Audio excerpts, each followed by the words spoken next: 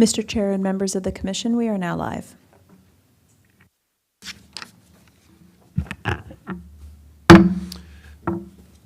Good evening and welcome to the April 17, 2024 meeting of the Montgomery County Historic Preservation Commission. My name is Bob Sutton. I'm the chair, and I would like for members and staff to introduce themselves, starting on my left. Michael Galway. Jeffrey Haynes. Julie Pelletier. Commissioner Doman. Rebecca Ballo, Historic Preservation Staff. Dan Bruckert, Historic Preservation Staff. And Chris Berger with the Historic Preservation Staff is also here with us. Thank you. The first item on our agenda are historic area work permits. And if anyone is here to testify that has not given your name either for or against any of these projects, we would appreciate your giving your name to the staff over here to my right.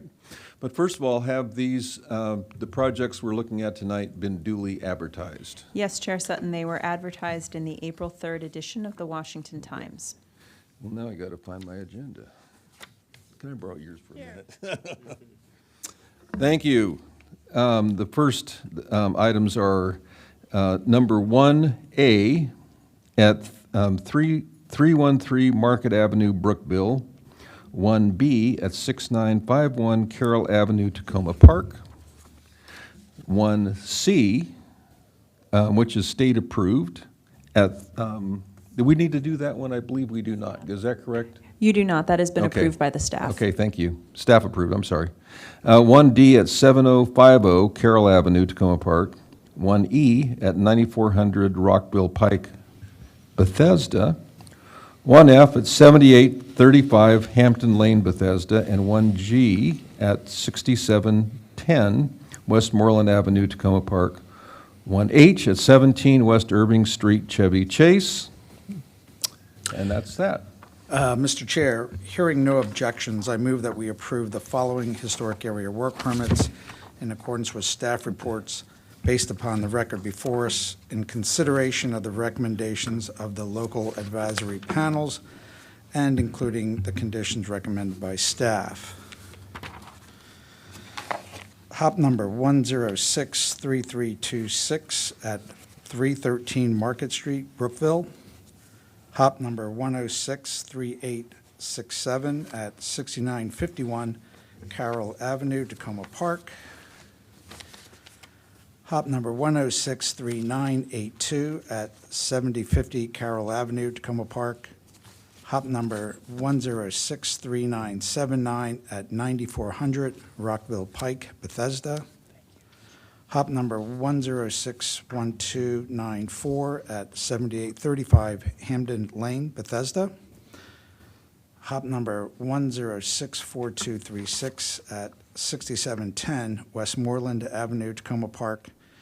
And hop number 1064778 at 17 West Irving Street, Chevy Chase.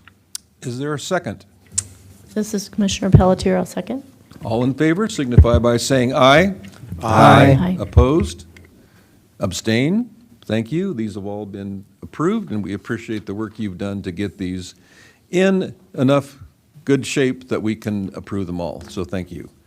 Next item on our agenda are two preliminary consultations, and we will start with item number 2A at 102 East Kirk Street, Chevy Chase. Is there a staff report?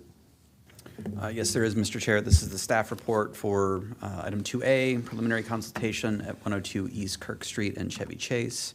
It is identified as an outstanding resource. It should say the Chevy Chase Historic District because it's not Tacoma Park. The house was constructed circa 1910. As you can see in the map, it is at the edge of the historic district.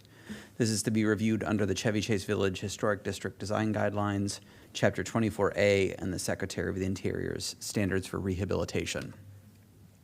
Just to familiarize yourself with the property if you haven't seen this before, it's surrounded by a wrought iron gate with some stone bollards along the way. It's a large property. Along Brookville Road, there is about a 6-foot tall privacy fence, as most of the properties along Brookville Road have The primary area that we're going to focus on is actually in this corner here where there's a one-story L. And this is a two-story projecting L. And then there is a detached historic garage, which is failing.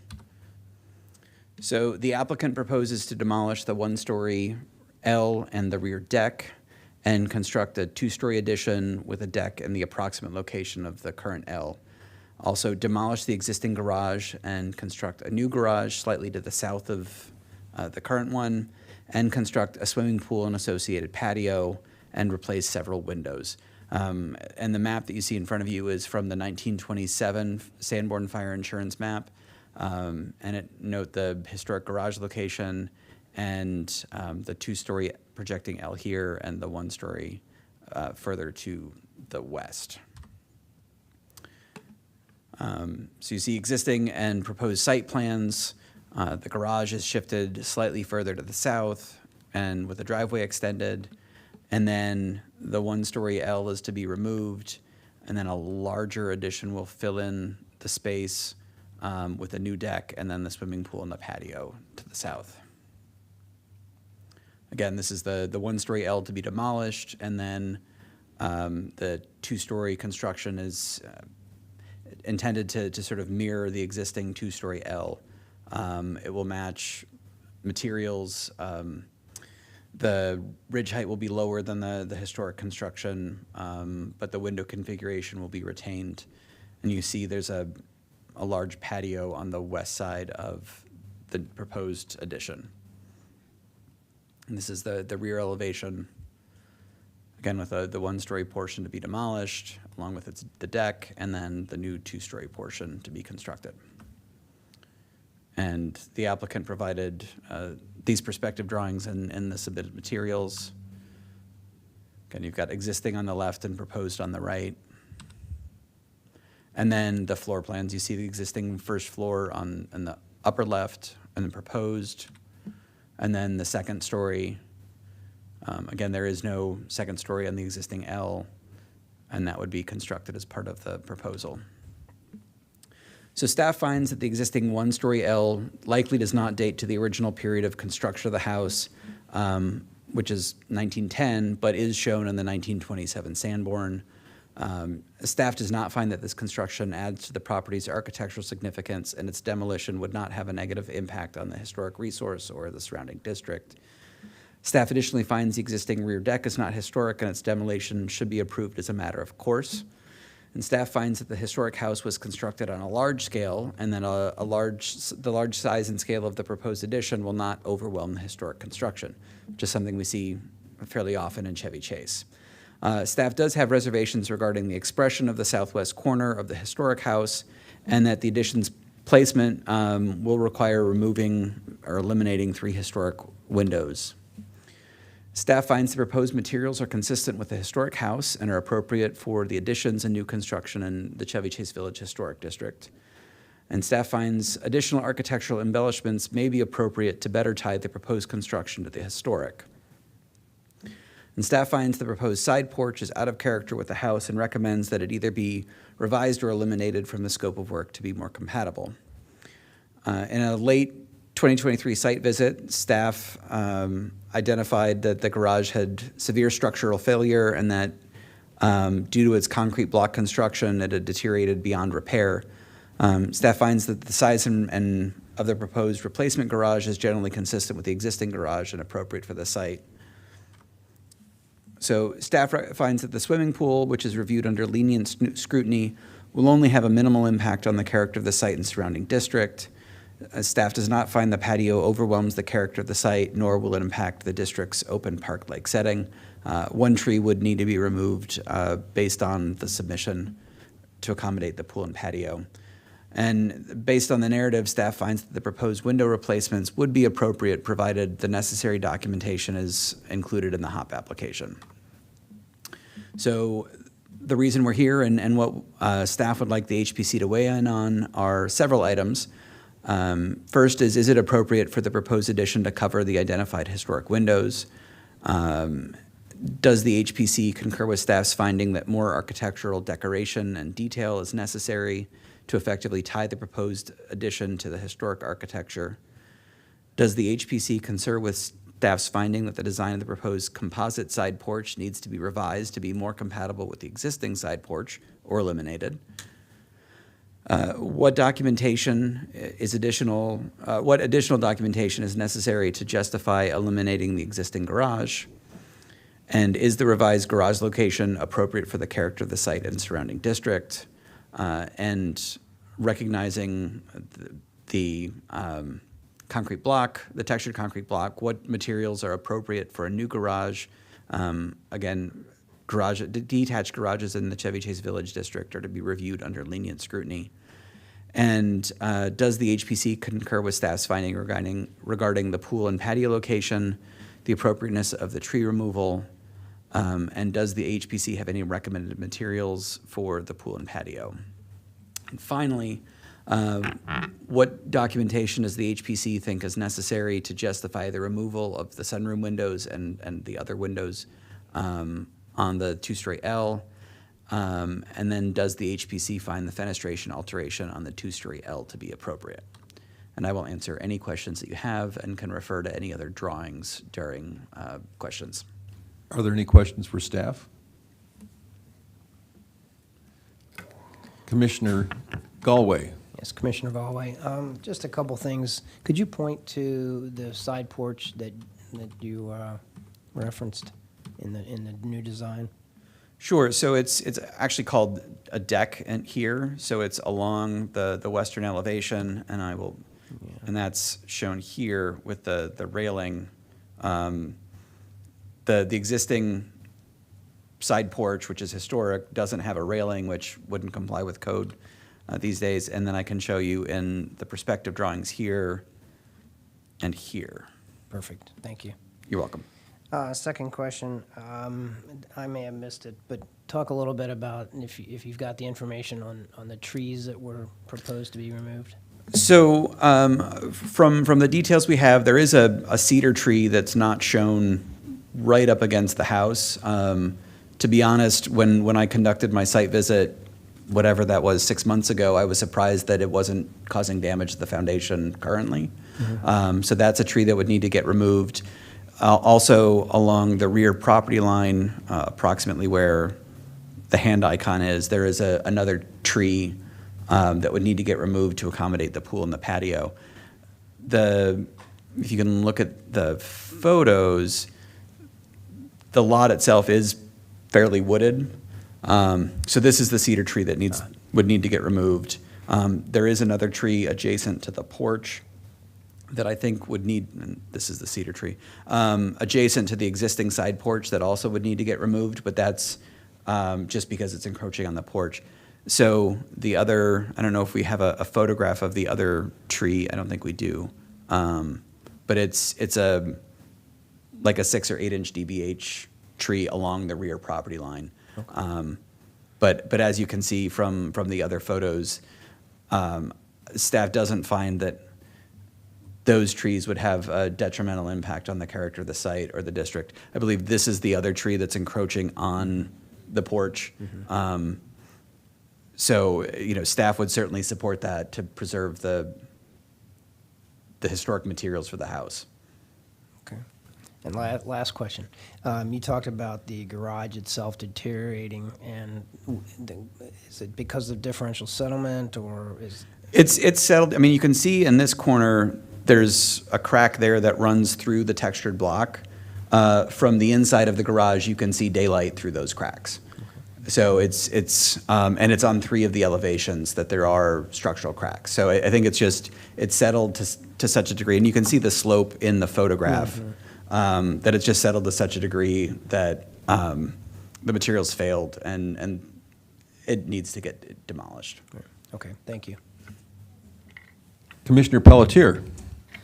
Thank you. Can you go back to the picture of the one-story L?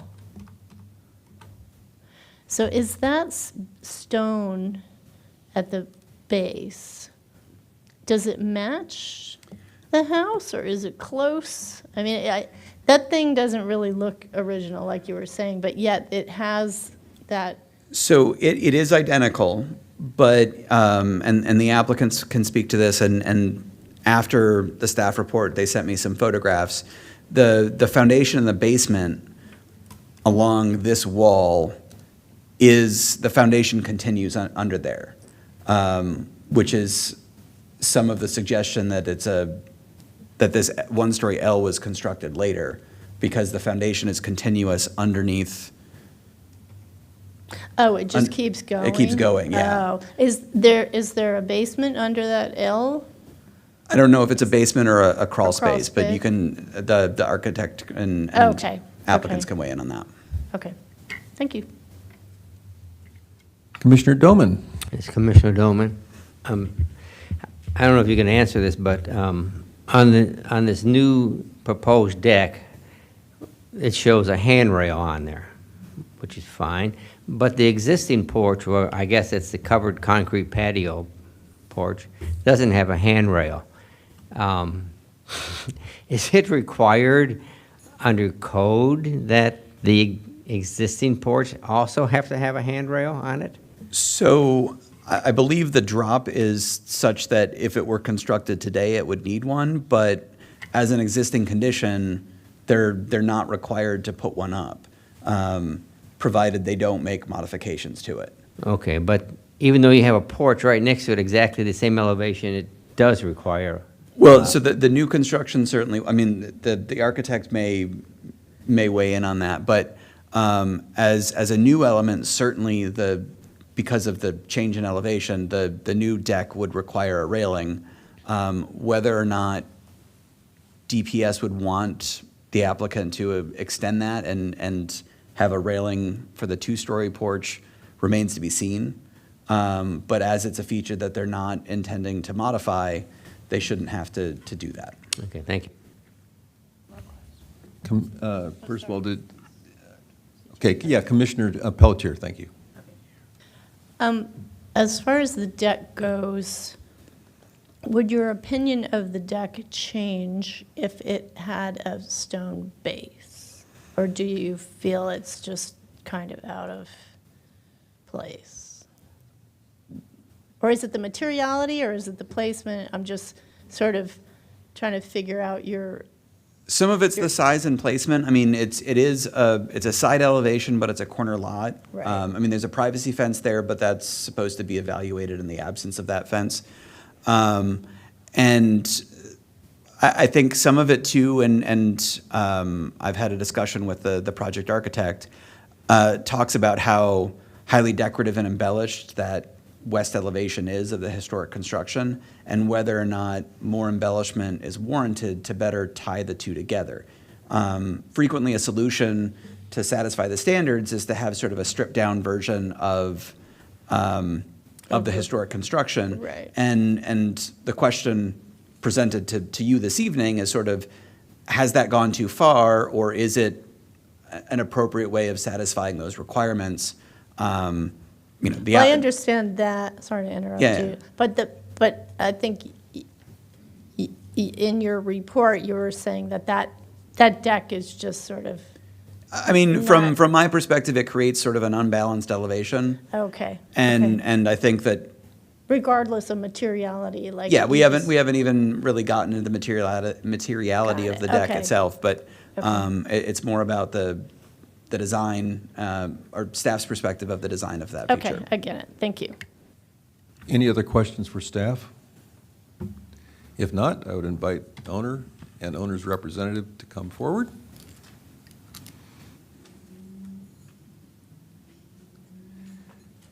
And if you could turn on the mics and state your names for the record, we would appreciate it. And you will have 7 minutes, and after which we will, if you could answer questions, that would be terrific. Thank you. Luke Olson, GTM Architects. Chris Smith, Cypress Builders. William Williams, owner. Britt Williams, owner. Thank you. Take it away. Generally speaking, we're here to get your thoughts on this. We realize it's a substantial addition, and we're asking for a decent amount of things, and we just wanted to get staff and the commission's opinion on what's appropriate and then come back and revise accordingly. I did want to provide a little bit more insight into a few of the elements just to clarify our design intent, namely the second floor addition. The reason that it's a little bit less ornate there is because that's the existing condition of the rear L of the existing house that's 2 stories.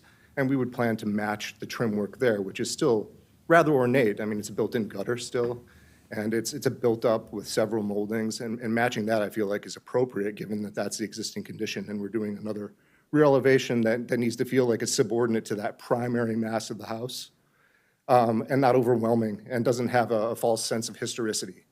So that was the general thought behind the detailing there. In terms of the rear windows, they're on the rear elevation, and we understand that to mean that they're subject to more lenient scrutiny. We're looking at adding into that location. We're holding it back well from the corner there, so it's clearly identifiable as an addition, so we feel like we're meeting the guidelines. The side deck, we're certainly open to looking at different options for the detailing for it, and we can reduce the scale of it to pull it further back from that edge. We felt that a deck rather than a porch would be consistent in having a difference in materials, and a clear step back from that edge would delineate this from the historic portico there. But we welcome any feedback you have on what we might do there to make it more appropriate given the visibility of this lot. The sunroom windows were another item that were brought up, the replacement of that. We had provided some photos, and I don't know if those are available, but it's pretty clear there that that was a enclosed or an open porch with a concrete slab that was exposed, and it was later infilled with those walls and those windows. You can actually see the columns go all the way through with the continuous profiles, and in fact, the weep at the bottom of the column base runs continuous all the way through. You can see the hole on the inside where the weep to let water out of that column from when it was exposed is there, which is not a great condition if you're trying to keep water out of finished space now. And the windows themselves, the owners can speak a little bit more to this, but they leak as well. And so we're just looking to replace those. Our Barbies are getting wet. Yeah, with something that would match the same profiles, the same buttons, same light divisions, but be watertight and airtight and allow us to use that as a conditioned space. Regards to the tree removal, we would go through the Chevy Chase Village process for that. They have rather stringent standards, so the arborist will come out, review the trees, let us know what can be removed, what can't be removed. If it can't be removed, then we have to apply for a special permit. And at that point, we are probably talking about some form of reforestation plan. So we'll begin that process now and talk to them about what they think is feasible, and then we would follow their guidance and work through to get their approval. It's generally been our experience that what is acceptable to them is acceptable to you, but of course, we'd want to show it to you as well. Apart from that, we're just here to answer any other questions that you have. On the rear L piece, it's a split level, so it's not quite at the same level as the rest of the first floor. And it's not just the foundation that extends through. The stucco itself extends through and is visible, and you can see where the L wall meets perpendicular. There's actually a hole there where you can see the stucco extending through the frame wall. So at some point, that was the exterior wall, and they tacked that on. And that's a rough way to say that they did a rather nice addition, but it is not original. Thank you. Mr. and Mrs. Williams, would you like to add anything to this? If not, that's fine. We love this house. This house is very old. It has a lot of history. The former owners cherished this home. They had 4 children. We want to cherish this home. We want it to be here for another 100 years. And we don't want to do anything to change the charm of this home. We want your help to make it better and more livable for our family. True. Wonderful, thank you. Now, are there any questions for either Mr. and Mrs. Williams or Mr. Olson? Okay. Mr. Olson's heard this before, but the purpose of this is one of the services we provide that I'm actually quite proud of. We You should be. yeah, thank you.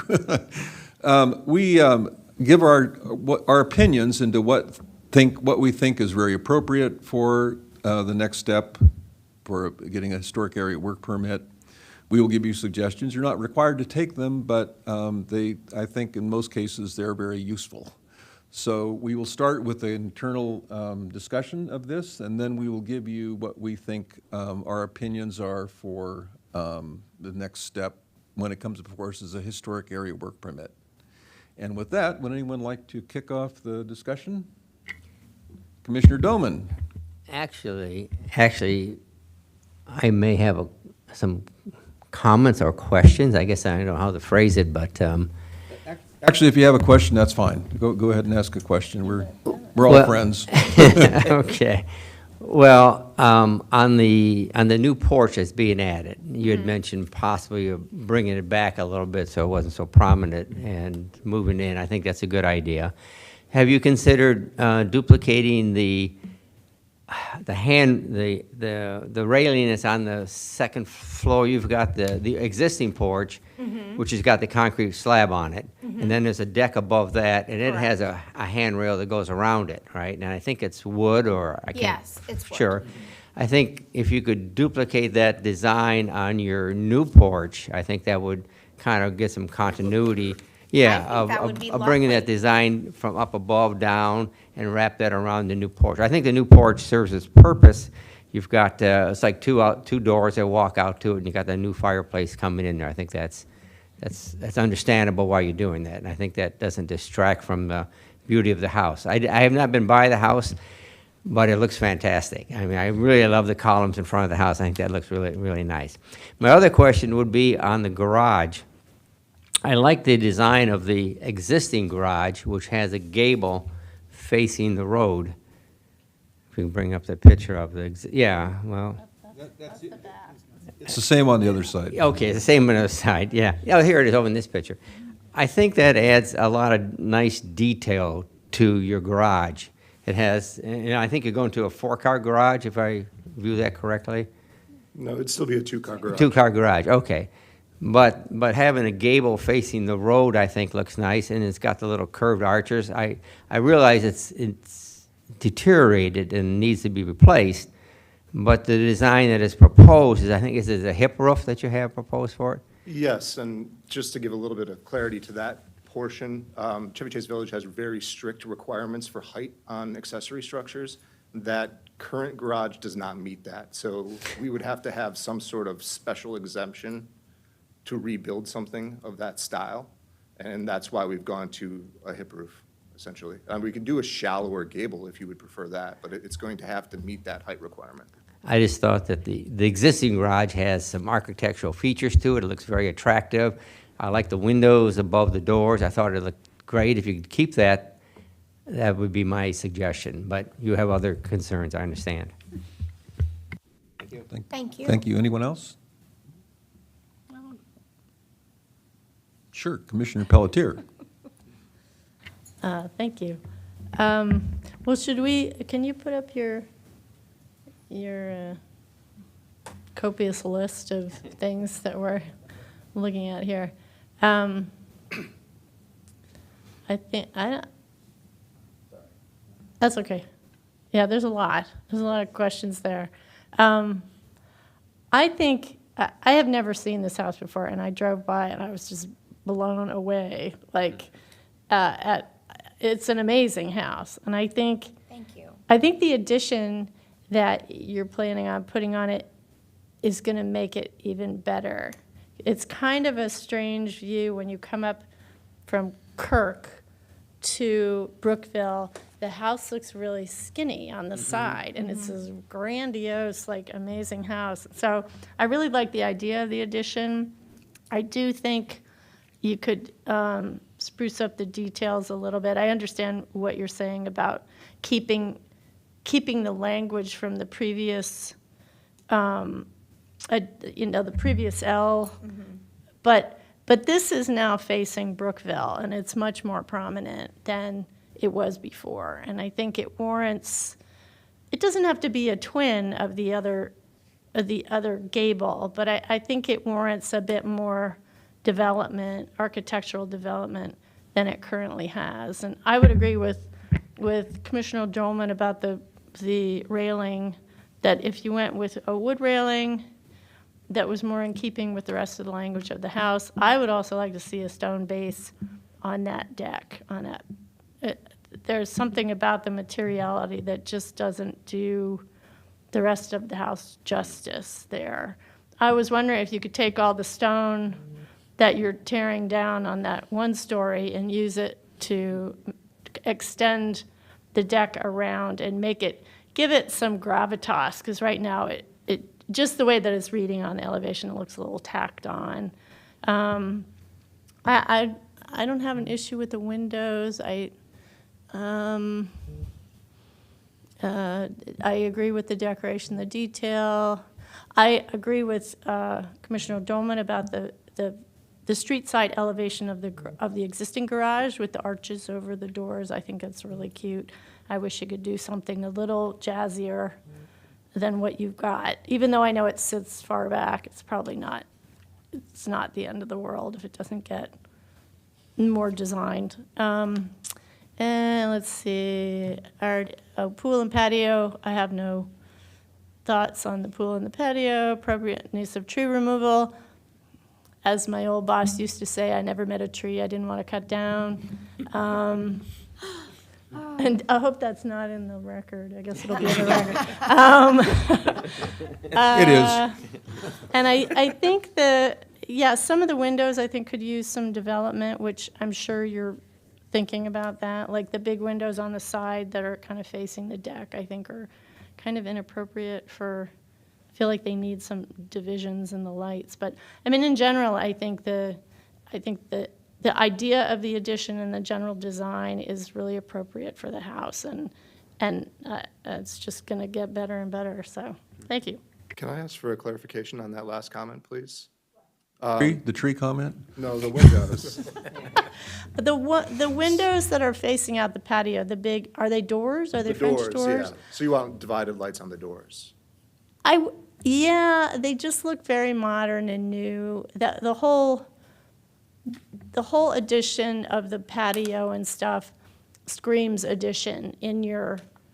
And I know there's a certain idea about making it different from the original historic house, but I think you could still tie it in better to the original details on the house. I think it sort of cheapens the rest of the house, and I know this is not going to be a cheap addition. So I just think the detailing, as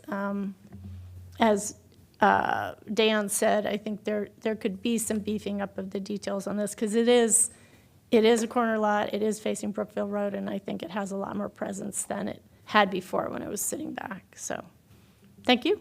Thank you. Anyone else? Commissioner Galway. Commissioner Galway, it seems to me like somewhere on the Sanborn maps between 1910 and I think you said 27, they ran out of money or something, because that little addition looks like a construction trailer on a base. I think you're heading in the right direction. I agree with some of the other commissioners that the addition looks better than what's there. I think the home is so large to begin with that I'm not at all concerned about the massing. I think the addition fits in very nicely with the building. I tend to be a little more conservative on the ornamentation.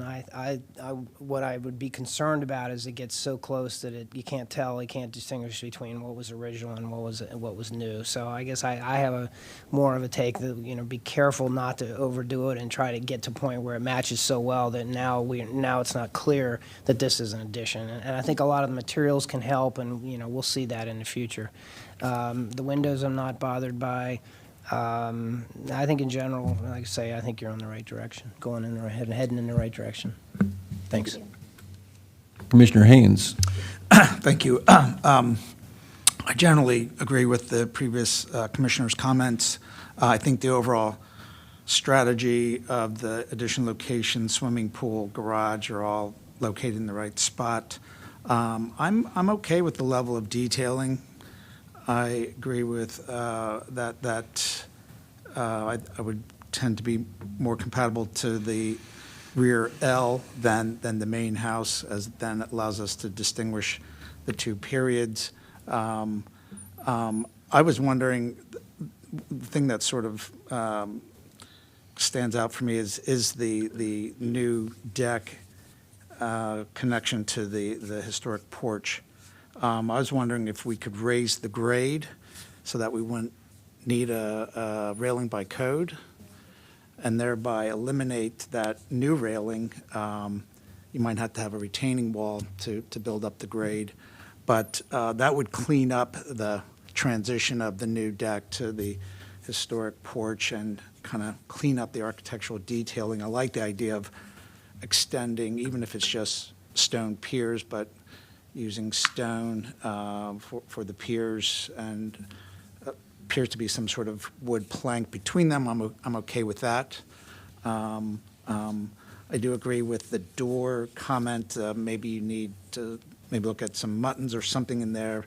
They do seem a bit more contemporary when all the other windows more or less replicate the historic windows. So I think some study there is appropriate. I'm happy with the garage where it's located. I don't mind the hip roof. I think it's appropriate. It sits back off the lot. It's, but I'm okay if you want to do a gable ambivalent there. But I think overall it's a nice design. Everything is in the right place. The only other comment I might add is if you could push the, what do we call that? The indentation back. I think it's where your bar is to the front living room space. If that could go back another 12 to 16 inches, I know that might mean either reducing the connector width or eliminating the bar, but I think that would just help with the transition definition between the historic resource and the addition. But otherwise, I could support this project. Thank you. Just add a couple things, actually not add very much, but I concur with my two colleagues to the left about the detailing.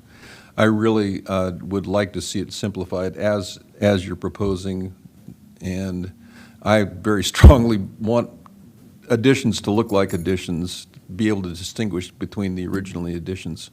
I really like the current design of the garage, and I'd like to see whatever you can do. If it's a hip roof, that's fine, but I think the doors and the little detailing we see here in the picture is nice, and we don't get very many garages that are so well designed. So I'd like to see, if possible, to maintain that.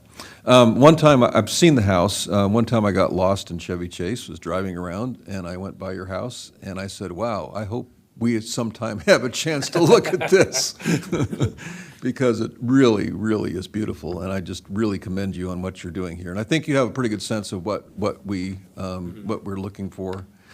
All of our comments, you'll have, they're available to you when you are working with staff, and so we really look forward to seeing this project come forward. Thanks for your Sometime- support. Thank you so much. Thank you. You bet. And just before we move on, Commissioner Galway, you had commented, it looks like somebody ran out of money at some point. When I was doing research for this, I did find, it's a 1938 or 37 property listing for this. And it had been owned by a church for a little bit over a decade because it was willed to the church. And then in 1937, it was sold back into private use. So maybe not out of money, but there may have been some cost cutting going on if the church was the one who was responsible for building that one-story L. See, we have some really smart people here on the. Yeah. Okay, thank you so much. We Thank appreciate you. we appreciate Thank you you very being much. here. The next item on our agenda is number 2B at 3705 Underwood Street in Chevy Chase. And is there a staff report? Yes, there is. For the record, Chris Berger. This is a preliminary consultation for the property at 3705 Underwood Street. It's known as the Welsh House, a vernacular-style master plan historic site built in 1897. It's reviewed under the county code and the Secretary of the Interior's rehab standards. The applicants seek to demolish the rear deck, build a two-story addition with chimney, enclose a section of the wraparound porch, and build a one-story addition off that, and then also add a new deck in the rear. This is a series of photos showing the existing conditions. First, the front and right side elevations. And this is the rear elevation showing a later addition and the deck. And this is the porch, and the portion back here where the mouse is will be enclosed.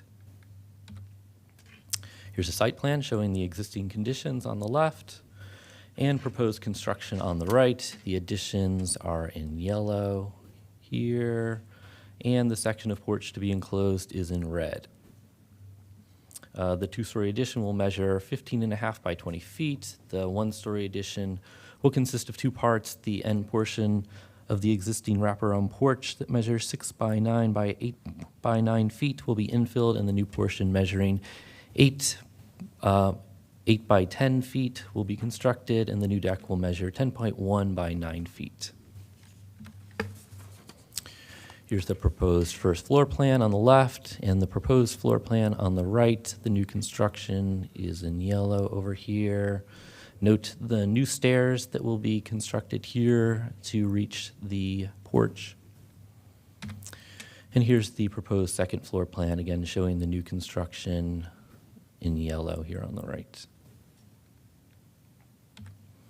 These are the elevations. The existing front and right side elevations are on the top, and the proposed are below. So on the proposed, you can see the enclosed porch section is in yellow here, and also the chimney that you can see poking above the roof. The two-story addition in the rear will be about 2 feet lower than the existing height of the front-oriented gable roof, and it will be the same height as the side-oriented gable roof addition that is currently at the back of the building. And here are the rear and left side elevations, again with the existing on top and proposed below. So for staff findings, staff supports the placement of the two-story addition in the rear yard. It will be inset a few feet on both sides, so it will not be visible from the right-of-way.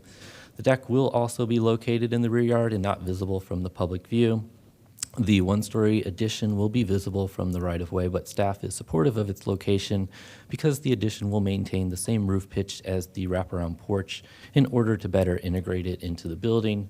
The addition of the stairs to the porch on the right side of the on the right side elevation will likely necessitate a new walkway, so that feature should be added to the site plan. As for the size, scale, and massing, staff is in support. For the proposed rear and side additions, the two-story addition will be both subservient and complementary to the historic construction. Further, it will be inset to limit its visual impact from the public view. The one-story addition that will be visible from the right-of-way will also be complementary to the historic construction. The existing roof pitch and height will be maintained on both the enclosed portion of the porch and the section to be constructed in the rear. Staff supports the addition of the brick chimney, but finds the massing is slightly too prominent for the delicate house and recommends it be reduced in width, particularly the part that's visible from Underwood Street. If the fireplace is not wood burning, staff recommends a different treatment for the gas fireplace inserts, including one continuously framed chimney bump out. The two-story addition will have a gable roof that matches the existing cross gables, and the one-story addition will maintain the existing hip porch roof. The existing roofs are covered with architectural grade shingles, and the new roofs will have the same. The most recent Sanborn map from 1954 shows a one-story full-width front porch and a one-story side porch on the right elevation, but they're not connected like the current wraparound porch. So because the wraparound porch is not original to the home's construction, staff is supportive of the proposal to enclose a section of it. A third of the existing porch on the right side will be enclosed, so the majority of the porch will remain intact. The proposed 2/2 sash windows on the rear and left side elevations are slightly larger than the windows on the existing residence, and the windows on the right side elevation are slightly smaller. So staff is supportive of windows that are slightly vary in size from the existing, but recommends that all the windows on the addition be of a uniform size. Staff supports the window placements on the rear and right side elevation, but finds the proposed window pattern on the left side elevation could benefit from 1 or 2 real or faux windows on the second floor. The additions will be clad in horizontal fiber cement siding with a 5-inch reveal. The existing building has lap siding with a 2.5-inch reveal. Staff supports the 5-inch siding so long as the siding on the addition aligns with the existing 2.5-inch siding where they meet. The addition will have a parged foundation to match the existing parged foundation, and staff is supportive of that treatment. In addition to staff's concern with the massing of the brick chimney, staff also does not support the design of the decorative chimney cap because its elaborate design and size conflicts with the simple appearance of the vernacular 19th century residence. Staff recommends the applicant select a simpler, less prominent option for the chimney cap or install a framed chimney stack if it's going to be a gas fireplace. So staff seeks HPC direction on 2 alterations to the property. The first is the roof, which in 2021 went from a 3-tab, which you see in the photo on the left, to architectural grade shingle, which is seen on the right. It was done without a hop. The homeowner even received an historic tax credit for the work in 2022, but the alteration was not caught by staff at the time. Both the retroactive roof replacement and new work can be covered under the 1 hop application. And then staff also seeks replacement of the existing composite front porch floor with wood as part of the upcoming hop application. The photo on the left is from the real estate listing when the house was last sold in 2020, and the other photo was provided by the architect to show the area at the back of the porch where the covered porch meets the deck. So right here we have the porch floor, and then this is the deck floor. This is the transition area. So there's no hop for the porch floor, and unlike the roof, we are not certain when it was replaced exactly. So this is all of what we know. In 1994, permits were filed for the rear addition and the deck. Those permits were finalized in 1996. We have photos from 1997 and 1998, one of which you see on the screen, but we really can't tell for certain if the porch floor was changed by then. The house was designated in August of '99. A 2008 photo shows the composite decking, and again, a 2012 Google Street View photo shows the composite decking.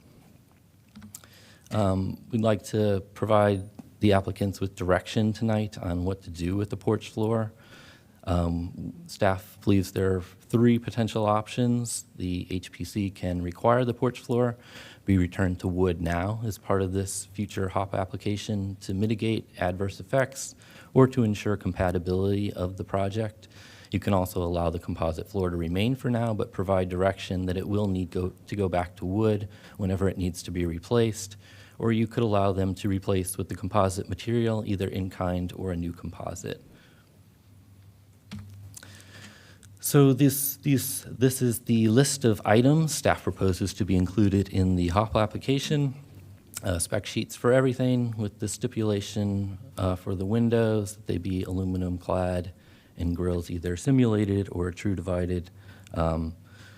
Label the materials and all architectural features on the plans, show any new HVAC equipment, reduce the chimney massing or change to a frame stack, add at least 1 faux window on the left side elevation, second floor, choose a simpler chimney cap, revise the walkway along the right side to reflect the addition of the proposed stairs, and the second to last bullet, the change in roof type needs a hop, and the last one, as I just discussed, we'd like the porch to go back to tongue and groove wood now, and the proposed stairs to the porch also to be wood, treads and risers to match. And requesting feedback on the following: the siding of the additions and size, scale, massing, architectural style and materials, the massing of the chimney, the design of the chimney cap, the lack of windows on the second story of the left side elevation, the porch decking, and similarly the material of the treads and risers on the proposed stairs, and of course whatever else you would like to weigh in on. Any questions for staff? Are there any questions for staff? Commissioner Doman. This is Commissioner Doman. The change from 3-tab shingles to architectural shingles that's not a problem, is it? No, we regularly approve that at the Yeah. staff level. Yeah. It's just, it You're wasn't just reviewed before. flagging it because the change was made without a hop, is that correct? Correct. But there's no need to tear it off and do No, it? no, no, no, no. Okay. Okay. My other question then, what is the material on the, I'm not sure about what material the porches are. We see two products here. Is one wood and is one composite, or what am I looking at exactly here? They're both composite, from my understanding, and when the architect has an opportunity to speak, he may be able to go in more detail. He believes that they're both, or at least the one on the porch, is a very early composite decking. The one on the porch is the one in the picture on the right. Yeah. It'd be the one at the lower, okay, right. Yes, That's and the this front over here. porch right there. Yes. Okay. Mhm. And then the other material we see is the side porch, more or less. It's a deck that, if I can go back to the site plan, it's a deck that starts, it connects to the side porch and wraps around, and this was completed, finalized in 1996. So it's, maybe I'm confused. Where's the front of the? In this, where my mouse is, this is the front of the house. Here's the covered porch, here's the front porch. It wraps around to the back and keeps going to the deck all the way in the back So here. all of the covered porches of one material then, is that correct? Yes, all of the covered porches, one material. The transition is approximately or exactly where this line is. Okay, all right, thank you. Any other questions for staff? If not, I would invite the owner's representative. I have, I believe, Mr. Renz, are you, and again, Mr. Olson. But if you could also state your name into the microphone for the record, we'd appreciate it. And you'll have 7 minutes to do your presentation or answer questions, whatever you prefer. My name is Richard Renz. Luke Olson, GTM Architects. So just to respond to a few things in the staff report, I think it's important to consider when looking at this property that while it is a master plan site, you have to kind of take it into the context of the overall suburban context of the neighborhood and the development, especially related to like the local historic districts that are surrounding it. The majority of the houses on this block are on lots that are 50 to 60 feet wide. They're just not that big. They're very closely spaced together. There's maybe 15 feet from house to house. And so visibility on the sides and the rear is very minimal. And the ornamentation and decoration and designs reflect that.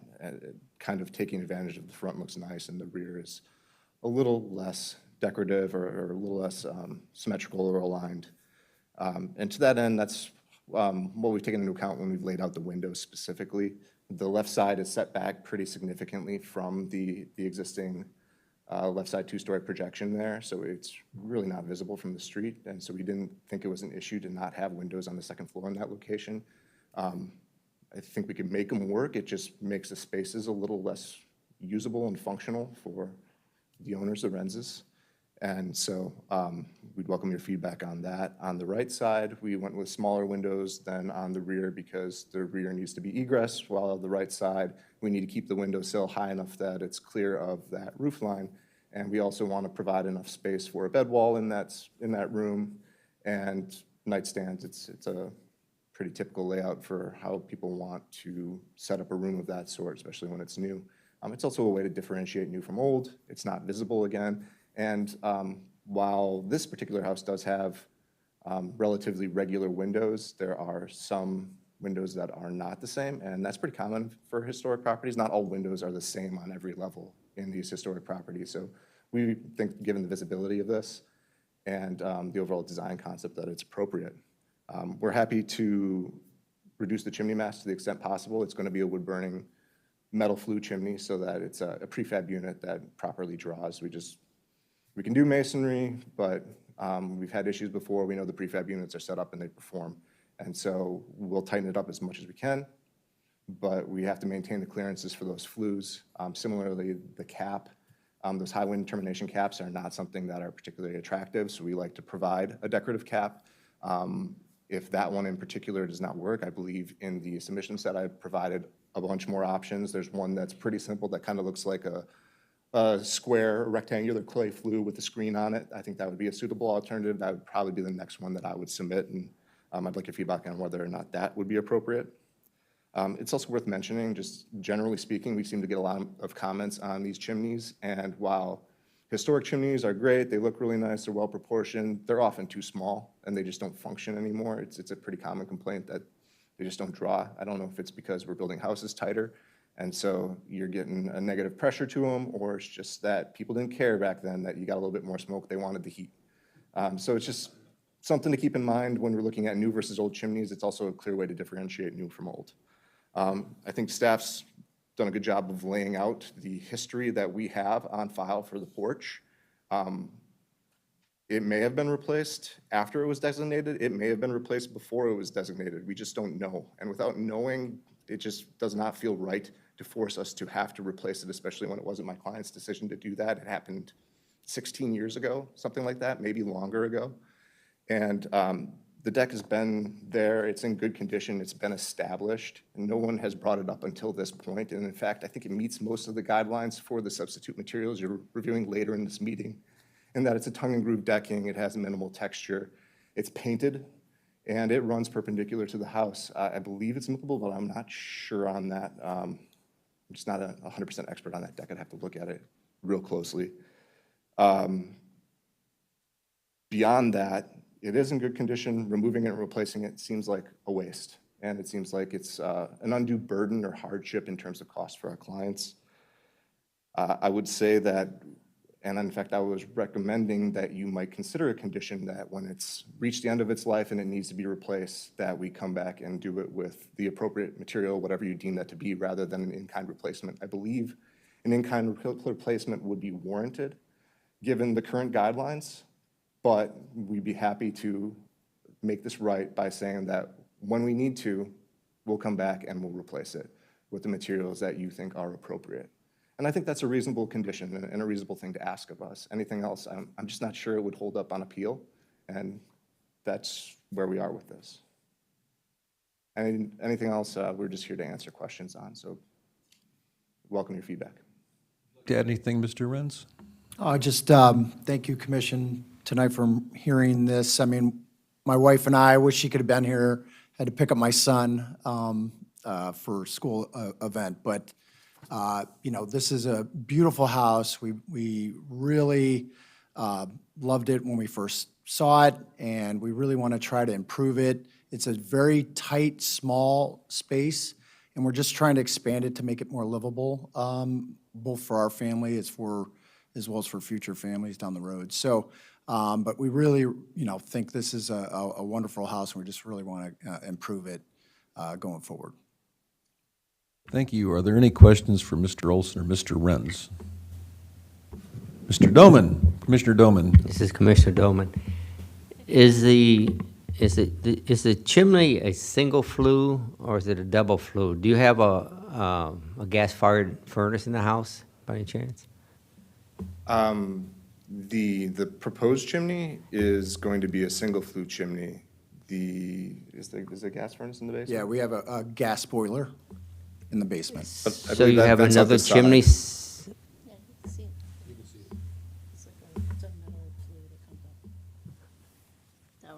Oh, yeah, it does still go up through the top. All right, so you do have a little one over there, okay. So is the issue you would get rid of the masonry construction on the out there? It's an external fire chimney. Would you then frame it in and just have a metal liner go up through that? Is that what the plan would be? For the new chimney, it is a frame chimney with a metal flue in it, and that metal flue requires, I believe, a 19 by 19 clear space to it, and then you're going to be framing that out with another 5.5 inches on each side for the walls, so that's just setting the dimensions, and then the material on the outside is applied to that. And so that's our limitation, and we can shrink it down as much as we can. We tend not to want a square chimney. We prefer it to be a little bit rectangular. It just seems like that's what historic chimneys were. But we can reduce the width, which is the visible portion of it, if you prefer it to be more square. No, it looks like, to me, in the drawing, it looks like it's brick. Is that? Yes. But it's brick applied to wood frame. It'd be a thin brick, which means Oh, that okay, it's okay. lick and stick is the colloquial name for it. Okay. But it's going to have the profiles where it turns the corner, and it'll have the look of real brick. Okay, I understand. Okay, so it's framed in with the, say, brick and stick or whatever you Yeah. want to call it. yeah, And we're going up. using lick and stick there because it does allow us to reduce the depth by another 4 or 5 inches. Real brick, you're gonna have to put a cavity in there to maintain drainage. It's thicker, it's 4 inches, so now you're making it even wider and larger. And we know that proportions are appropriate on these sort of details. We're happy to refine it a bit more. I just mentioned it because I just had my chimney relined, and I have a 6-inch flue from the furnace and what is that? A 4-inch from the furnace and a 6-inch from the fireplace on the thing, and it's not cheap. No. So on the decking, does the side, you have a front porch, and it looks like to me it's running. The idea is that the decking runs perpendicular to the plane of the house, but it looks like to me on the side it doesn't. It runs parallel to the plane of the house. Is that correct? On the front and the right side, it runs perpendicular, and they've basket weaved it on the right corner. On the rear, where it's an open deck, it runs parallel. And that would But be. this basket weave is on the side of the house. Is that correct? It's on the front right corner. Yeah, but it goes the whole length of the side. It's perpendicular, running from the house out to the edge along the entire side.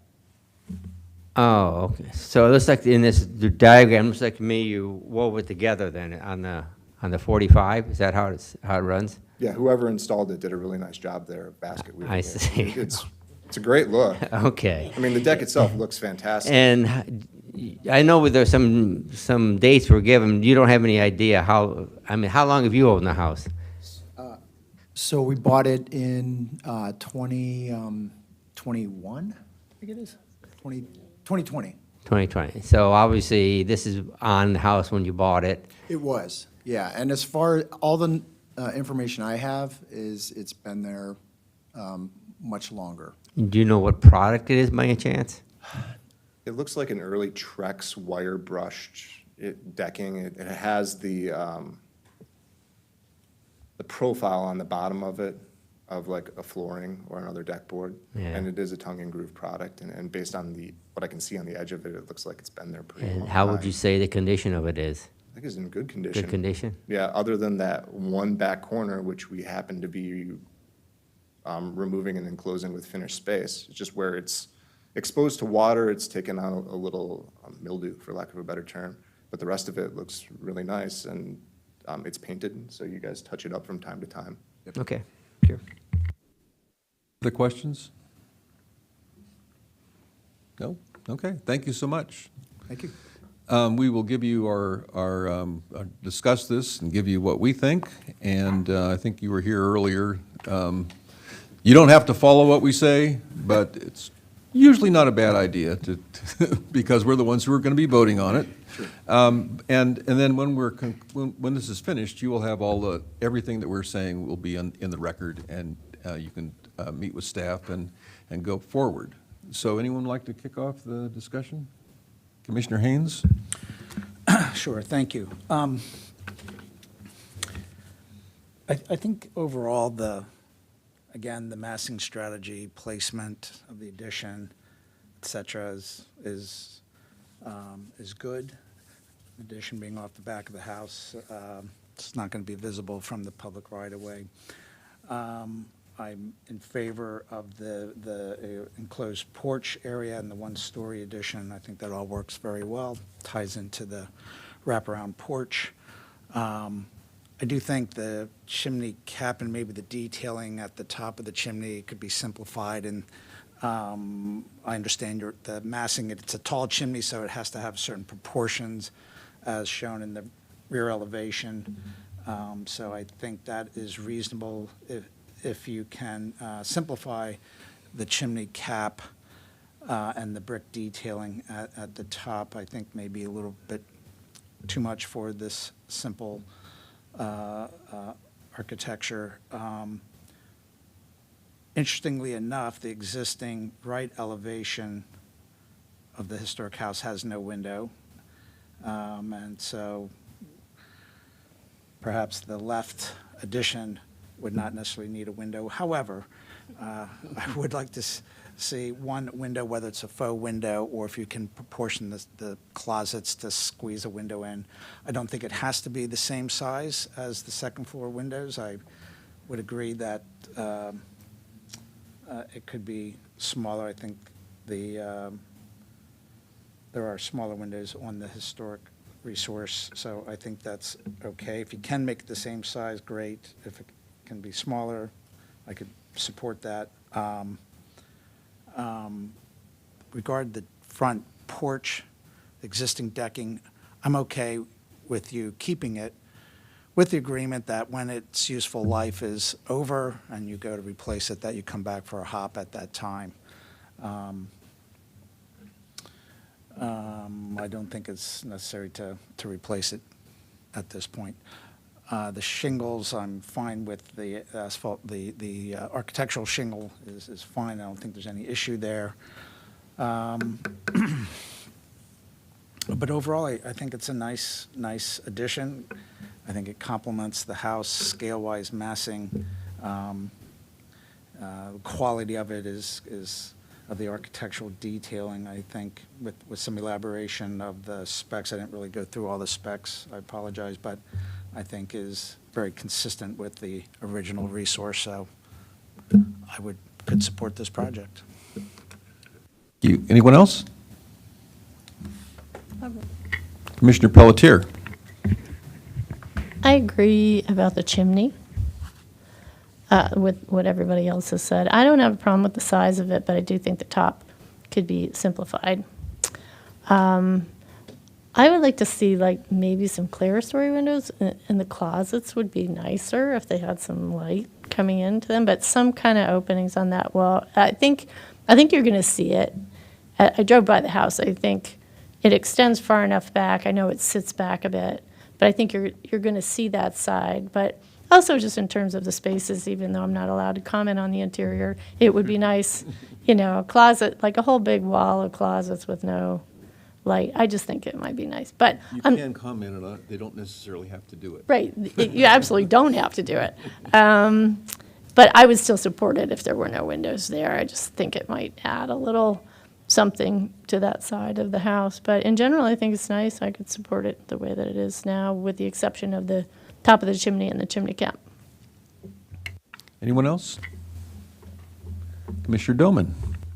Commissioner Doman, I guess my main comment is I support the fact that you leave the decking as is.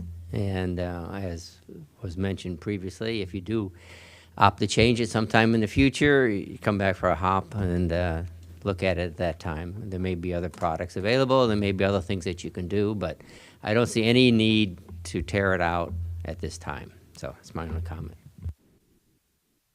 Thank you. I concur with most of the comments that my colleagues have made. I don't think that the windows need to be all the same size. I think looking at the plan of the original structure, looks like some of the windows are different sizes and shapes, so I think that's fine. I think I would prefer a window on the left side of the second story. And regarding and I agree with the chimney. Regarding the deck, one thing that I don't know how old it is, but I spent most of my career actually in the National Park Service, and we had one building, actually Flight 93. There was a administrative building. They put some kind of a composite flooring on the deck. It caught fire and burned. I mean, it was an absolutely conflagration. No one was hurt, thank goodness. But from what I understand, some of this early flooring like this had a high petroleum content. And I don't know, I mean, it's nothing that you have to do, but you might, if there's any chance, to check and see if there's a lot of petroleum in this, because you don't want to have anything happen. And I don't know how old this was. I mean, it's probably, well, you know, when 93 happened, it was not long after that when this administrative building was built. Anyway, I agree with the you don't have to do that. That's not a requirement, just a suggestion.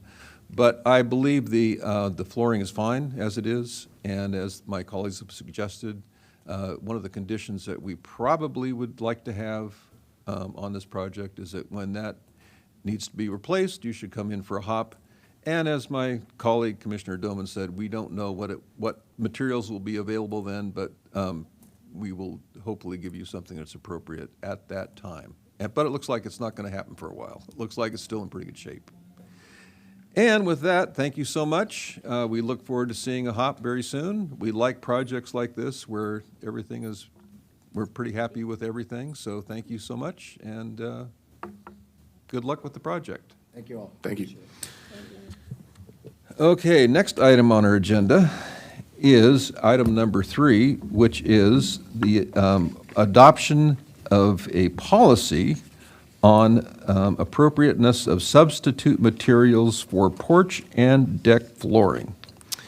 And I would like to ask Commissioner Pelletier if she would to do, since she was the chair of this group, just to give us a very brief, if you would, discussion of the process to get to this point. Okay, this is Commissioner Pelletier. We established a committee to review, because we've had a number of projects come through that had horizontal surface porch floor replacement come through and had quite a lot of discussion about it. We decided that maybe we could make a policy that would make it easier when these projects come in. So we had a committee of 5. We met 3 times, and we reviewed products that are on the market. We looked at different strata of historic structures, as in like outstanding, contributing, non-contributing, and tried to have a systematic way of defining the parameters of porch floor replacement on these houses and these structures. And this policy that we are looking at right now is a result of those meetings. I think that's about it, right? Wonderful. Now, would anyone who was on the committee like to add to the comments? I guess I do. Great. Anyway, as part of our material that was presented for the commissioners to review, I wrote a long little narrative about what I feel is appropriate, and it deviates from the policy that's in front of us right now. I just feel that we need to be more open and allow other materials that are currently available to be used for decking. Okay. Now we received several comments, of which nobody is here, I guess, to present them, but we got some from the village of Chevy Chase, which seems to, it says it would seem less wasteful, economical, and environmentally preferable to use replacements that won't itself need to be replaced after a few years. That's a comment from Chevy Chase. We have comments from Garrett Park Historic Preservation Commission. It says, we also agree with the improvements and refinements and alternative products open the possibility of historically sensitive repair and restoration of porch and deck flooring with materials other than wood. It looks like we have people in Garrett Park that are concerned, people in Chevy Chase are concerned. We also received, I guess, very late today, a letter from Helen Quater Wilkes, basically saying the same thing, that we need to be more open and we need to seriously consider other products. So I really don't see any reason why we break this down into categories like outstanding, contributing, and non-contributing. It seems to me that if the product is good for a non-contributing, it should be good for contributing, it should be good for outstanding. I don't see any real reason to break down the categories of this. In my I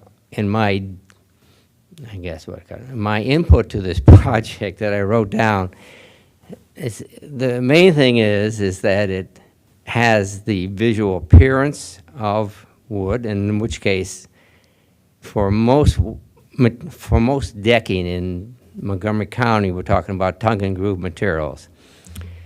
So there's several products out there in the market that are tongue and groove that duplicate the appearance of wood.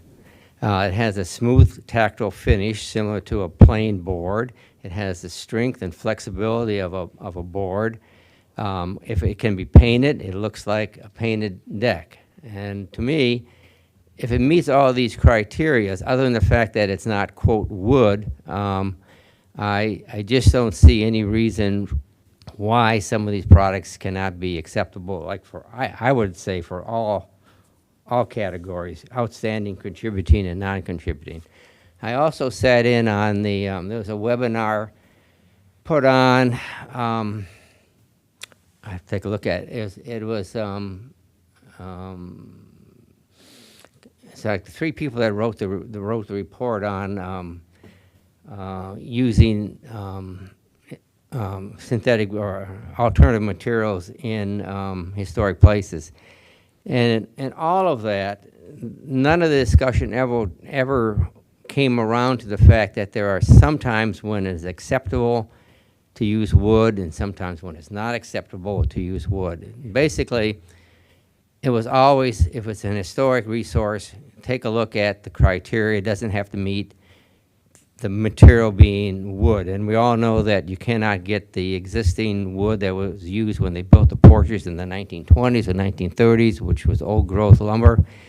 So anytime you try to replace something nowadays with a new product, a wood product, you're running the risk of having something that would wear out in 5 years, 7 years. So to me, making homeowners and making the applicant put in a wood deck that you know is not going to last as long as a synthetic deck, it seems to me to be wasteful and kind of, what I call it, punitive, that we have better products, and then why not allow the people to use better products? So in some sense, I don't disagree with a lot that's written here, except for the fact that I don't think we should get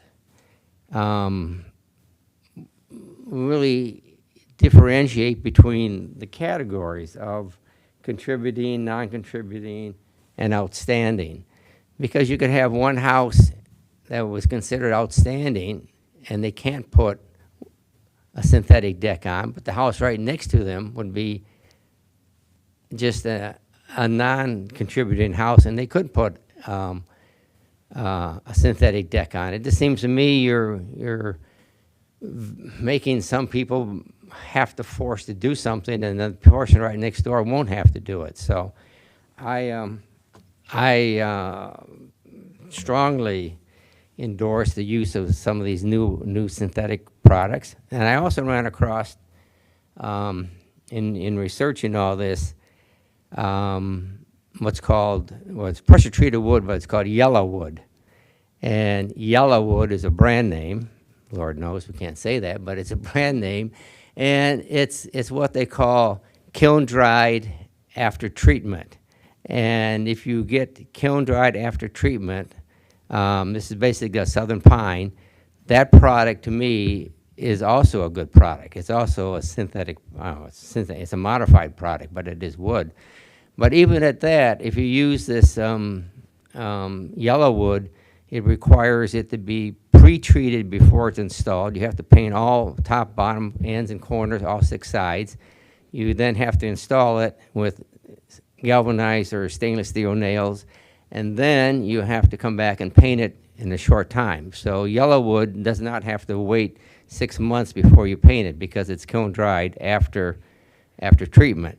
So there are some wood products out there that do meet the criteria of being, quote, wood, but I also don't see why other products that are out there that look exactly the same when painted could not be acceptable for this discussion and for use in Montgomery County on historic porches. So I got more to say, but that's it for now. I guess. Thank you so much. Anyone else like to add? Were you on the, I can't remember. I was. Commissioner Haynes, do you have anything to add? Well, first of all, I think Commissioner Doman's letter was well thought out. I appreciate the references to case studies and the Secretary of Interior standards, historic trust standards. It does seem prevalent that the wood products that are available are simply not the same quality wood that we used to have years ago, and therefore I think there's a real issue to, we want owners of historic properties to maintain their properties, and I think we need to strike a balance, as we did with the solar panels, of materials that practically will last a reasonable time frame. And I would say 4 or 5 years is probably not a reasonable time frame. All of this is to say is I could see on outstanding and contributing resources, and I do think we should take it by case basis, that we should allow certain composites to be added. I like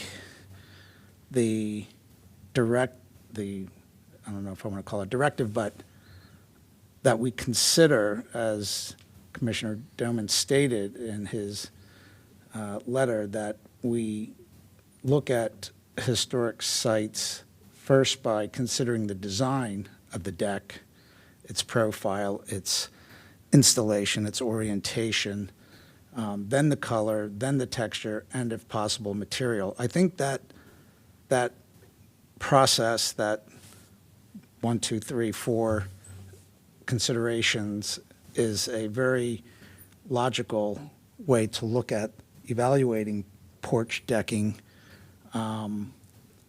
We do consider the design, the profile, if it's tongue and groove, if it's laid parallel to the front.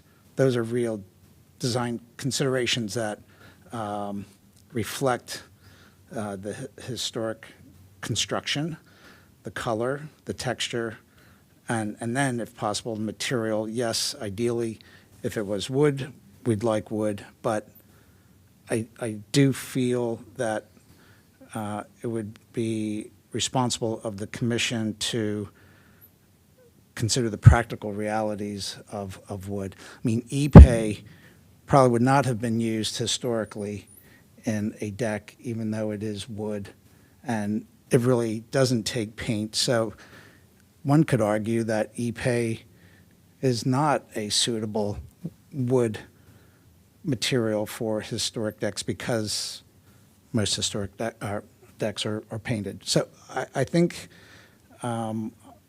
we should maybe rethink. I still think we should classify our thoughts by the significance of the historic resource, but I do think we should become more open to composites and scrutinize the material that is being proposed. There are different composites out there. Some are better than others. And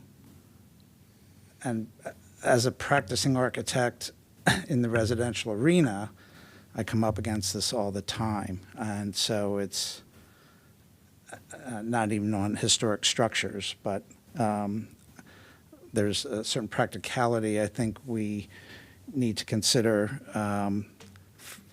that allows homeowners of historic properties to really maintain their properties, because if they have to spend money to replace the front porch every 5-6 years, that means they can't spend money elsewhere on the historic property, which they will surely have to do.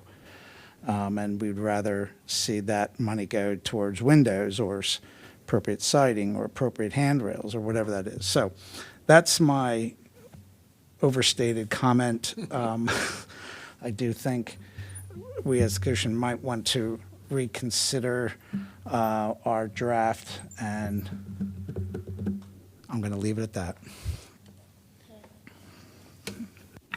Commissioner Pelletier.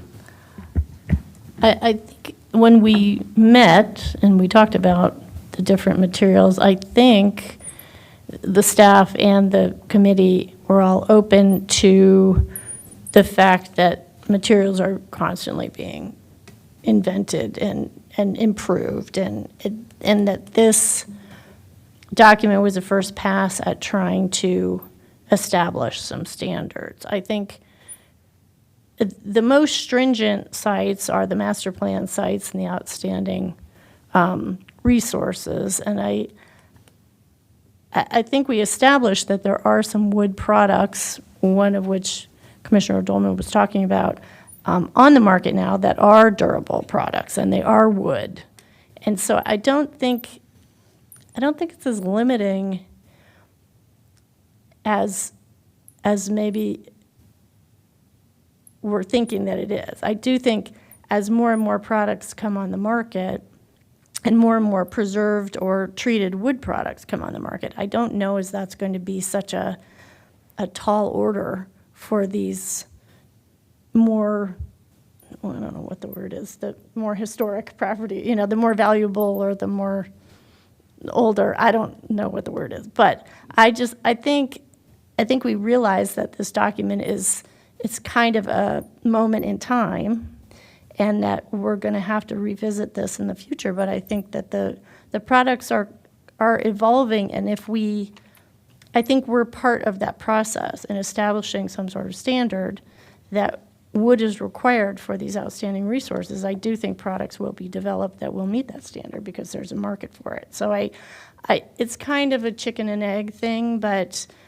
I do think we could revisit this in, I don't know, a year, 2 years, and see where we stand. Because I do agree that I don't want to make it punitive for any of these owners to have to use a material that's not going to work for them over the long run. But I do think there are wood materials out there that meet this spec. And so I suggest we have a reunion in a couple of years and review the policy. And it is a case-by-case basis, and we did decide that in our meetings. And so I don't know as we have to be as strict as we're talking about, but I do think having the standards, the more stringent standards for the more stringent requirements, we don't want to put the same stuff on a non-contributing resource as we do on an outstanding resource. So I think there needs to be some division there. But I certainly would be open to looking at this again in a few years, because I do think that the products they're just changing radically as the days go by. So anyway, that's my soapbox. Thank you. Did you want? Sorry, Yes, just to fill in a little background here. One of the things, one of the reasons, particularly in some of the districts where they do designate different properties at different levels, is in those design guidelines, those design guidelines have the force of law because they were adopted by the county council. So they direct the HPC to actually treat the review of those properties different. There is a basis in law for those, and treating an outstanding resource different from a contributing resource is not an arbitrary distinction. It is established in the effect of law based on the county council's determination. So the interpretation of those and the recommendation from the staff comes filtered through those different distinctions. So there is a particular reason why those are done that way, and why the staff recommendation for every staff report is based or considers that level of distinction for any feature. And then, again, every hop is evaluated as on its own merits in a case-by-case basis. So while you were getting at least two nodding heads when you talked about revisiting this in 2 years' time to see how that was playing out, I just wanted to remind you that there is established law that the HPC does have to follow and that crafting a policy that ran counter to that would be not particularly effective for either you or us or property owners. Thank you. Anyone else? Anything else? Can I continue on? Well, just, if you could wait 1 second. I see that Mr. Olson, you just didn't have enough of us, did you? One thing that I was very fascinated with, and you don't need to come forward, but this house that we just looked at, that you're the architect for, I don't know if it's possible, but if we could somehow know how long that deck, and I don't know if it's, as I said, I don't know if it's possible, but if we could somehow know how long that deck has been on that structure, that might be useful for us, because clearly it's been there for a while, and clearly it's in very good condition. And I don't know if that's, like, again, if you come across that and could present that to staff, that might be useful to us. And with that, yes, Commissioner Doman, you go ahead with your. Okay, I guess in my readings of this, I was referring to preservation brief number 16, and in this, never once in this presentation brief do they differentiate that some rules apply for non-contributing, some rules apply for contributing, some apply for more significant houses. These rules are universal. It's historic preservation, and nobody in anything that I've ever read, except for within our county ordinances and or local advisory panels, stipulate that you'd have different criteria for different houses. And comes to mind is our solar panel policy. We don't differentiate if it's a non-contributing house that they can have solar panels, or if it's an outstanding house, they can't have solar panels. And certainly, solar panels on a house is a major change in the historic character of the house. But we allow solar. We don't judge whether or not solar panels go on a house if it is a outstanding resource or just a contributing resource or a non-contributing resource.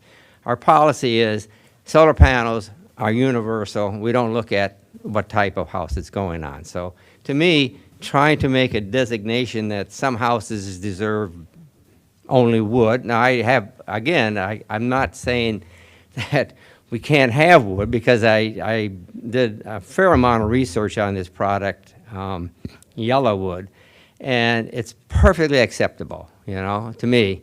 But it does require a lot of maintenance, and it's not just like the product that we just saw in this last presentation on the preliminary consideration, where it's been there for maybe 10 years. I worked on a porch in the Walker Edition in Gaithersburg in 2007, and the porch is still there. The house across the street, I did the one and I put cypress on it. You know, my background as a carpenter, I did these historic porches. And the one that was done in cypress lasted 5 years. You know, it just doesn't make any sense. And all these houses are in a historic district. So to me, I just don't see any reason to discriminate. And even though it may be an ordinance, apparently putting solar collectors on a house, we're not categorizing if it's a good, you know, a contributing resource, a non-contributing resource. We look at it blindly. And it seems to me we ought to be able to do the same thing with our material selection for porches. It should be just blindly. And if they want to use this yellow wood, which is a wood product, that's fine. But it seems to me if they want to use a commercially product, Aeritis or some other product on the thing, I think that's perfectly fine. I don't see any need to be restrictive because of a designation of the property. Now, I understand what Dan has just said, but somehow the solar collector thing seems to be universal. It seems like we ought to be able to do this one universal also. So. Well, yeah, I would like to try to move ahead here. Now, no, that's fine. No, you do. You don't worry. But I don't know, Commissioner Galloway, did you want to add anything to this? You weren't. You've read the material. You probably have a view on it, and if you have something, fine. If not, that's fine as well. I'm quite perplexed. Okay. I do believe that there should be a tiered approach. I think that, you know, if we have a non-contributing resource, or in some cases where we have, there's a new addition to a contributing resource and it's out of view, I think there could be some flexibility there.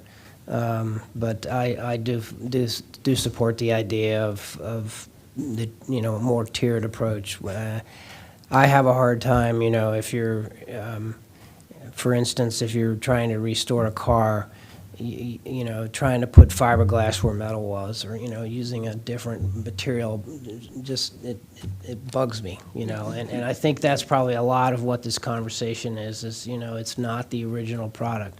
So on one hand, I find it difficult to accept using an alternate product. But on the other, you look at windows, and we're not using leaded glass, quarter-inch leaded glass in our windows any longer. You know, it's almost always some sort of insulated panel that looks like it was. So, I'm trying to be lenient, but I just can't get to the point where I'm saying, okay, an alternate product on a deck, on a front deck where it's visible to the public, no matter what it looks like when it's painted, I still struggle with that. Thanks. Now, Commissioner Pelletier. But first, before you go, I just want to thank you for running these meetings and coming up with this plan, because it's something that we're going to be wrestling with, and Yes. I really appreciate it. And you have, I think, all of our thanks for being the chair of this committee. Well, But thank you. Thank you. Go ahead. I agree. I mean, we all wrestle with this. I totally get it. But I just wanted to have a sort of rebuttal to the solar panel thing, because I think we do judge. I mean, everybody's allowed to have solar panels, but if it's an outstanding resource, there are certain places we do not allow them to go on the roof. And I think we look at the resource for what it is and how valuable it is to the neighborhood, and then we rule on where the panels go. And I think this is the same. We don't just say, oh, you can put solar panels on that front gable that sticks out and you can totally see it from the street. But we might say, we're not gonna like, what am I trying to say? Not approve a HOP on a non-contributing resource that does that with solar panels. Like, I just think every project is different, and some resources are more valuable than others, and they need to be treated as such. I mean, at the same time, Jim, I hear what you're saying. I just don't think, just like we can't, rule, like on the solar panel thing, not everybody gets a pass on the solar panels, and I don't think everybody should get a pass on the the alternative materials in the flooring. I think it's a case-by-case basis, and we have to be more strict with the more outstanding resources in the master plan sites. And like I said, you're talking about a product, there's other products available that are wood, so it's not like these homeowners have to replace their porches with crappy pine that's going to disintegrate in 3 years. There are alternatives, there are wood alternatives. And so I think we've been pretty thoughtful about looking at all the products. I appreciate you bringing in all the products that we could take a look at. But I do think there are options out there, and I just don't think we can give everybody the same treatment on this floor thing. So I'm done. Thank you. Now, I would like to ask staff if this proposal for alternative materials has gone through all of the proper procedures that are required for us to adopt something like this with the county. Yes, Chair Sutton, all of the subcommittee meetings where this policy was discussed were duly advertised in the Washington Times in the same advertisement for the regular public hearing. They were all open to the public. The meeting minutes for the subcommittee were made available, as part of the regular meeting minutes for the HPC, which are also available to the public. Staff distributed to the local advisory panels and other interested members of the public this policy document at least a month in advance of this hearing. So yes, all of your open meeting requirements have been met for the adoption of this policy. Thank you. Now, with that, I have put together what I think is appropriate at this point. We can either approve this draft as it is, and we can defer for whatever reason. We can defer to another meeting. We can approve with amendments. I believe that's appropriate. Is that? We can approve as the committee. We've sent this out, but we can approve amendments tonight, correct? Yes, correct. Okay. Or we can deny. I don't know if you could deny your own policy, I would say. Well, You I can- think you we could deny what we have here and move on. You could scrap it entirely and say, yeah. this is it, we're not doing a thing. Yep. Or you could also defer with direction Right. back to the committee and the I staff would to keep prefer that working we on it. don't say we're going to scrap it. I would be very upset if we did, actually. But I believe that and you all are more familiar with the county regulations and proposals and so forth than I am, but I believe it would be appropriate for us to approve it as it is, approve it with amendments, or defer it with reasons why we are deferring it. For example, we could say 2 members of the committee are not present tonight. We would like to have their input in a meeting. That would be one possible deferment. We could say it needs to be refined a little further. That would be another reason for deferring it. And there probably could be other reasons as well. Yes? We need to review the comments that came in today. Yes, or we could review all of the comments that came in and defer it for those reasons as well. So, or we can approve it with amendments. Yes to all of the above. Yes. Yes, I would welcome an emotion. I can't believe that is probably, I'm glad Freud is not here. Yes. I make a motion that we defer approval of the adopted policy 24-01 until the committee has had a chance to review all of the LAP comments and other comments that have come in sort of at the 11th hour that I personally have not had a chance to review. And I would also suggest we defer because we are missing 2 committee members tonight. Do we need to defer it to a certain date, or can I just leave it at that? I think you should. What I would prefer, if you don't mind, Are you suggesting that we defer it to the entire commission, or would you like to have the separate, a separate committee look at it, the things that you've suggested, and come back to us with either the same or a different draft proposal? Well, wouldn't we have to meet again in a public forum to No, discuss amendments? It would have to be public no matter what. But I believe it would be appropriate to have the committee that I appointed meet again, as long as we advertise it in advance, correct?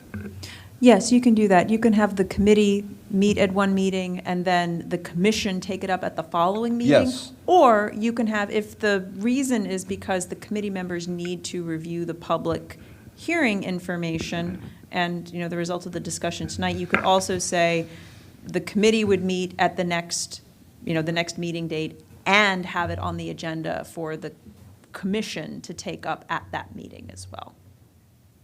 Does that make sense? So you could say the committee meets on May 8th and the HPC takes it up on May 8th, or you could say the committee would meet on May 8th and the commission would take it up at a following meeting. At a following meeting. I think that might be Can you restate that as a motion? okay. Sure, just saying for the options, it would be helpful to know whether you would like the committee to consider it and then follow up with an HPC meeting, or whether you would like the committee and the commission to work Okay. on it that night. Should I start over? I think the reasoning, we have the reasoning pretty Okay, clearly. so I would suggest the. No, you're No. making a motion? I'm making a motion. Okay. So the original committee review the comments that have come in addition to the comments from tonight, and meet again at before the next commission meeting, and then take it to the commission at the following meeting. Okay. So Okay. you'd like the committee to meet on the 8th, and then the commission to take this up again on the 22nd. And this would be a separate meeting before our preliminary meeting, correct? I won't be here on the 22nd. Right? So, Following one? do you want to wait until June? Do you want to wait until the first June meeting? I see a head nod, but would you? Yes. Okay, so the committee would meet on May 8th, Yes. and then the commission will take it up again at the first June meeting. Yes. May I ask for clarification? Would the commission like to leave the public record open until, you don't have to leave, you can close the public record tonight. You can say the public record would stay open for another 14 days, another 30 days, until 2 days before the first June meeting, but I think it would be helpful for you to set an end date for public comment. How long have they had to comment? A month? I believe it's been a month. Is that I correct? think we could close it tonight. Okay, then please include that as part of your motion, and we'll capture that in the minutes. I have a question. And if we received written statements from the advisory committees in the different districts, right? We got 3 letters from them. Are you saying then if we close it, that we will not get any more input from other LAPs then? Is that? Yes, that's correct. And I would note, too, the letter from Helen Wilkes is on her own behalf. She's not writing on behalf of the Kensington LAP. Yeah, and then my other question is it possible to have public testimony? People come on in and speak on behalf one way or the other concerning this issue? That depends on how the commission would like us to advertise it. If you advertise it as a public hearing item, then yes, the public could come and comment. Or you could say, no, the public hearing on it closes tonight. That's something that the county council does regularly. They'll have the public hearing, it's closed, and then all of their deliberations are open to the public, so the public can observe, but no more public comment is taken as part of their deliberation and final vote. It's really up to you. I mean, I think there's enough interest in it that we should get more input from the public on this issue. I would like to see it advertised and have people come in that are interested in voice their opinion. It's been advertised, and we've had a month for people to comment. Yes. I think that's plenty. I don't know how much input, I mean, I'm an amateur here, but I don't know that we have to leave it open for, I mean, we have a lot of good information. We have the people who felt compelled to responded within a month. So I just don't want to drag it out for, like, because I haven't reviewed the comments that we've received. If we continue to get more comments, then it's just sort of pushing the deliberation down the pike, and I don't know, we're already getting into June. I don't know if, It's entirely up to you. I think, this item has been advertised, all the subcommittees were advertised, tonight was advertised. Dan gave the LAPs a month advance notice. Other people have commented on it. I think you have more than fulfilled your requirement.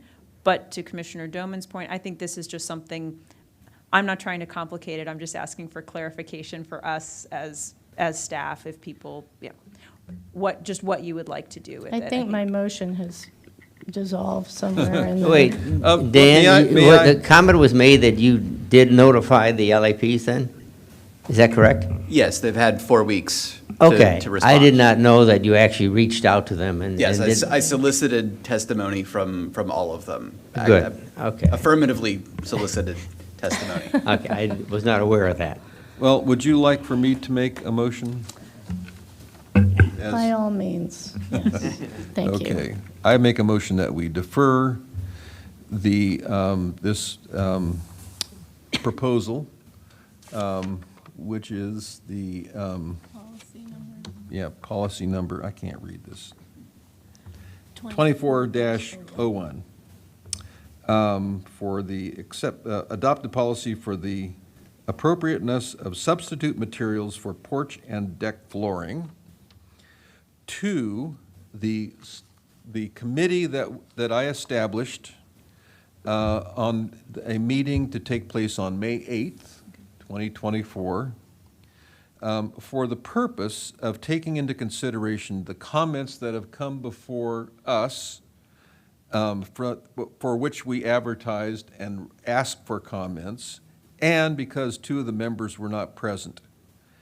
At that meeting, the subgroup will either make a revision to this proposal or come back with the same proposal to the full commission in the first meeting in June, which I don't remember what that date is, but. It's June 12th. June 12th, 2024. Is that okay? Oh. Yes. Yes. It needs a second before we move No, I knew forward. the second, but I mean, is that Yeah, can I what you were, Can I second your motion? You sure Even though can. it was my motion before. I second. This is Okay. Commissioner Pelletier, I second. It's closed. It's closed. with public comment being closed. So, second, okay, I think we'll take a roll call vote, starting on my left. Yay. Yay. Yay. Yay. Yay, thank you. This has been unanimously approved, thank you. And again, thank you for the work that you've done. Yeah. Well, the deferral is approved. Okay, next item is the minutes from our last meeting. They were made available in the board. I read them. No, wait, no, What? I'm sorry. They were not made available in the board book. My apologies. We need to defer the April 3rd meeting minutes Okay. to our next meeting. You know what? I must have read it from the last meeting. I thought, well, look at this. Okay, thank Me you. too. They will be deferred until the next meeting. Are there any staff items, No staff items. commission items? Our meeting's adjourned. Thank you. Thank you.